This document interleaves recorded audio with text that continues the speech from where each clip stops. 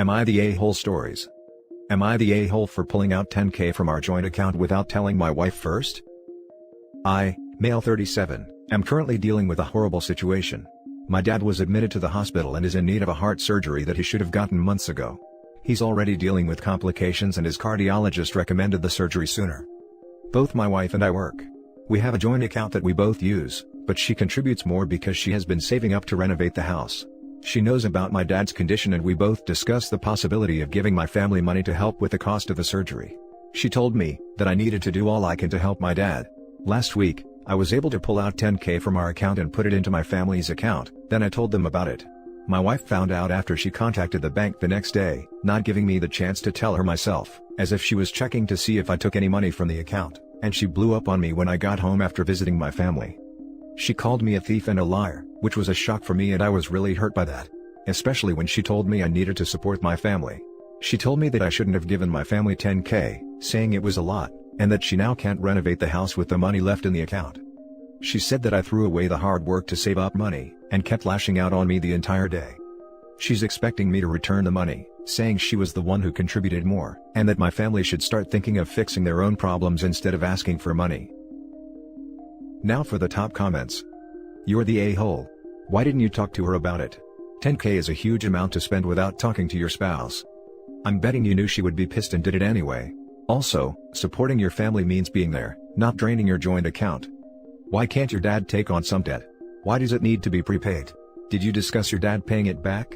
Have you talked with your wife about what luxuries you, personally, will go without until you have the money to renovate like she saved for? Not giving me the chance to tell her myself. Just text her or ask ahead of time? He's acting like he needed a week to talk to her or something. Also, you're right about the dad taking on the debt. Medical debt sucks but it's interest-free. You're the a-hole. $10,000 is far from chump change, and when your wife said, "Do what you need to do," she probably didn't think that meant you were taking $10,000 from your savings that's supposed to be for your immediate home family, especially with home renovation looming. This is why joint savings accounts require constant communication. She has every right to be pissed. Even more so that she didn't even find out from you, and didn't find out until the next day. You knew she would be angry. Most couples I've heard of who peacefully share finances, have a rule in place that's something like, we discuss any purchase over $100 together first. I would be surprised if she continues to share finances with him after he did this. What an a-hole. To be crystal clear, OP is, not his wife. You're the a-hole here, man. She contacted the bank the next day and found out before you could tell her? The next day is far too long to wait and ideally would have been telling her before you did it. Your motivations weren't wrong but your method definitely was. Good luck and good health to your father. And good luck to you making this right with your wife. Now for the next story. Am I the a-hole for publicly emasculating my husband? So, let me start off with saying that I, 43 female, had a hysterectomy due to cervical cancer when I was 28 years old. We found out when our son was 6 weeks old that I had to have a hysterectomy. My husband, 47, had let it be known to me multiple times that he really wished that we could have another child. This has left me feeling like less of a woman. Now being that I'm 43 years old, I'm very sensitive to being in my 40s. It's very important to me that I am still desirable to my husband to make up for not being able to give him another child. So, I make sure that I stay in shape and follow strict beauty routines to preserve my youthful look for him. No heavy alcohol, no smoking, lots of sunblock and moisturizer along with other daily skin routines, exercising and eating healthy etc. So, this was before COVID. Him and I were out with 3 other couples at a charity function cocktail party. We were all having a conversation, when one of our friends said something about a 70-year-old guy at the party with a date that looked like she was in her early 20s. Which led to an amusing and funny conversation about how some older men chase after the 18 to 20-year-olds.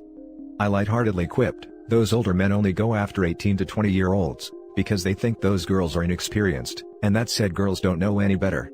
We all had a good chuckle.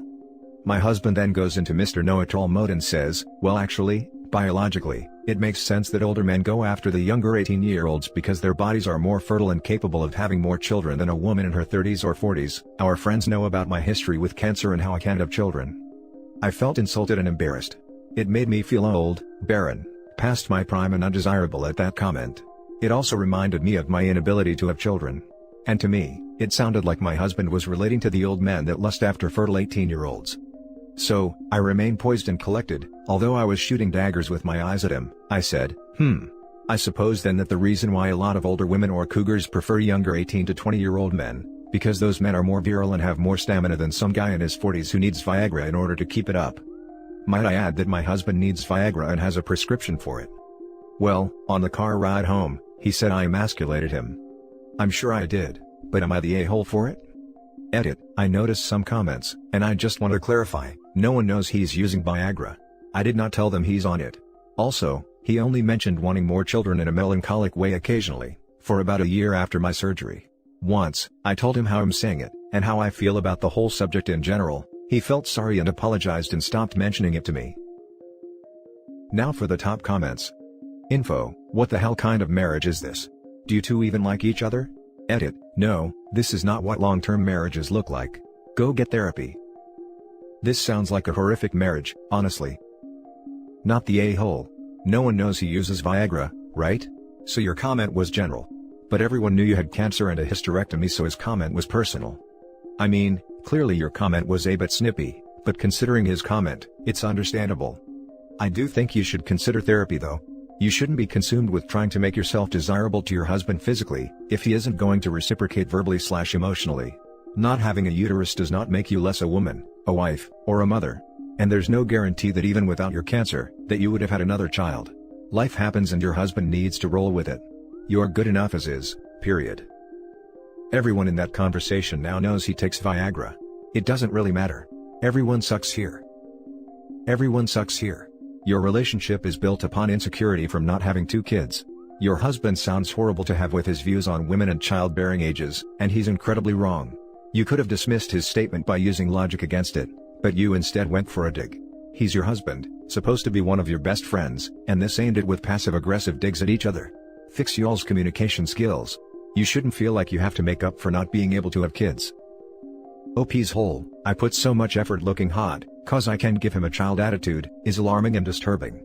They need individual therapy to find some self-worth outside of being a trophy wife/baby incubator.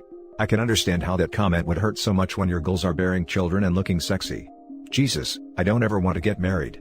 Why the hell are they together? Now for the next story. Am I the a-hole for not pressing my husband to be more ambitious? I, 48 female and 5'3", are married for almost 23 years with my husband, 47 male, an almost 7-foot tall husky bear who have a heart made of honey, and is the love of my life and the father of our daughter, 21. My husband is a stay-at-home dad and he nails it. The house is always in a perfect state of cleanliness, his food is delicious, his coffee is the nectar of the gods, and he is an extremely talented handyman who can fix or build anything from scratch. I am exactly the opposite when it comes to domestic skills, so for me he is a blessing, and since I have a 6-figure paying job, it's not a problem that he stays at home, especially now that I work from home most days of the week. I am in heaven. Since I am the sole provider for both of us, I give him a monthly allowance to be his fun money, and he is more than happy with this because he is a frugal man, and don't have the most expensive hobbies, like he loves woodworking and is very good at it. So after our daughter moved out of the house to go to college in another state, he has been a little bored at home, since taking care of our daughter was what consumed most of his time, and due to complications during my labor we decided to stop at the 1-kid mark. Pets are out of question because both of us are allergic to fur, so to kill his extra time he got a part-time job at a local store on retail. You should have seen his eyes when he showed me his first paycheck, and said that he would do the same as me, put half on the household account and put the rest on our retirement fund. I almost felt tempted to say to him to keep all the money for himself, but he was looking me with puppy eyes, so I said yes, and secretly increased his allowance. Also, I know the owner of the place and he is more than grateful of having my husband there, because he's not only great at interactions with the clients, but also because nobody is stupid enough to scream at a giant polar bear. I think is better if I go to the point now. His dad always gave him crap for him being a stay-at-home dad, even having an engineering degree which has been paid solely by my husband through scholarships, and him working to the bone during college, and that he was a waste. My husband never gave a damn about his father, because his father is a piece of crap who ruined 3 marriages, including his own. He was having multiple affairs with multiple married women. Long story short, my father-in-law got wind that my husband got a part-time job, and since my husband won't listen to him, he is pressuring me to pressure my husband to get a real job and be a real man. I obviously told him to go suck an egg, but when I talk about this with my friends, they side with father-in-law, and say that it's strange that my husband is a stay-at-home dad, and I felt conflicted because I love to have him at home and he is happy being at home, but I also felt that I am holding him back. So, am I the a-hole for not pressuring my husband to be more ambitious? Now for the top comments. Not the a-hole. So, let's see what we've got here. A wife who clearly adores her husband.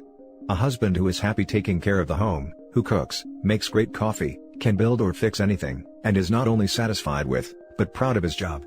A harmonious marriage with no apparent financial problems or disagreements over money, in which both partners willingly contribute what they can to household costs. A daughter who appears to have been successfully raised by loving parents. Do you have any idea how often this kind of scenario shows up in this sub? Literally never. Your father-in-law is an a-hole. Stop feeling conflicted. You're all doing great. I feel like I need to be doing something to mark this occasion. I'll go make coffee. Won't be amazing, but in solidarity at least. Aren't the two of you the sweetest together? Oh my god, it's to cry for. Would you/your husband maybe benefit from fostering? No pressure at all. I don't know, but the kids from our street love him. The same can be said about the single mothers of our street. But if they want my hubby, they need to kill me first. I love him a little bit, to be honest with you. It's not a romantic thing, I just want him to make me a coffee and maybe fix something. He would love to do it, he loves help people. The single mothers of my street love to use him as helping hand, but they know that his hands are the only part of him they will ever have. Now for the last story. Am I the a-hole for keeping my ex-husband's last name after I was asked to change it? I've been married once before. My ex and I were a couple for 9 years and married for 7 of them. We have 3 kids together, ages 11, 8, and 6. I kept my ex-husband's last name after we divorced. We are still friends and it was too much of a hassle to revert to my maiden name, since I'd already graduated college and started my career with my married name. I also like having the same surname as my kids. My ex has never cared before, nor does my current boyfriend. However, my ex recently became engaged to his new girlfriend, together less than a year.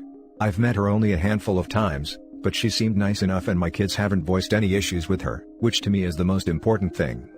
So I was shocked, when out of the blue she contacted me a few days after they announced the engagement, and asked that I revert back to my maiden name. I literally laughed out loud when I read her text. I didn't think she was serious at first, but she was. Her reasoning is that, since my ex will have a new wife, it would be wrong for me to keep his name.